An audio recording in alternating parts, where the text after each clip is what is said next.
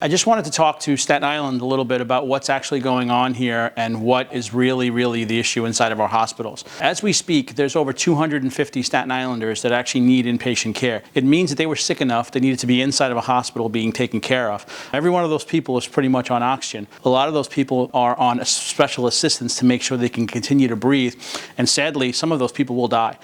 This is a real issue, and I just want to remind everyone, the only real way we're going to come out of this together and not have more Staten Islanders die is by wearing masks and trying to keep socially distant. We can do this together. And we know how hard this has been for regular, ordinary Staten Islanders and for all of our business partners. Rab's Country Lanes is the community place where people get away from everyday life. So essentially for us, it really was 5 months to the day that we got to reopen. And during that time, we have a lot of employees, a lot of staff, and a lot of families that we support through this business. And it's a land of the unknown. We do the best that we can.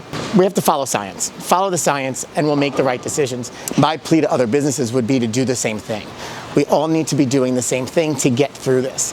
If we're going to continue to shut down, we're going to continue to lose small businesses, especially in a community like ours. We're so tight-knit, and there are a lot of small businesses that feed a lot of families, and we really can't afford to do that. And if you want to get a better understanding of what COVID can do to even a young man's life, we're going to tell you the story of Kevin Devine. I thought I was a strong, healthy 55-year-old man. No underlying conditions. I got sick the week of, I want to say, like March 12th. Couldn't shake it. Ran to Staten Island University South, and the next thing I knew, I did not see home for 117 days. I chose at that moment in time, no, I don't want a ventilator. The doctor's return answer was, if you don't go on a ventilator, it was Thursday, if you don't go on a ventilator, you'll be dead by Sunday. The young nurse that was there that night, she was with me 2 nights in a row, came in and sat down with me and said, "You remind me of my father. And if my father was sitting here, I would say go on the ventilator." So I want to thank that young girl.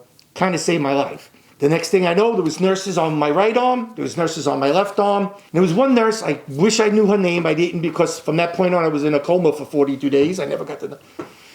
I grabbed her hand because her hand was down. I grabbed her hand tight and I said, "Listen, don't let me die.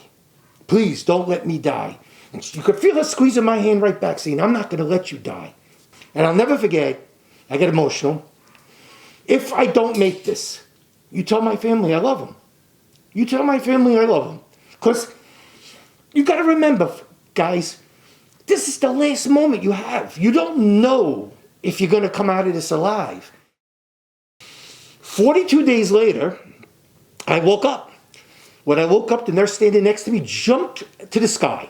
And again, there's a mental aspect to this. Today, I am nowhere where I once was. I don't have the strength I once did. Sometimes I have memory loss. Heart doctor, kidney doctors, lung guys. That's the scary part of COVID-19.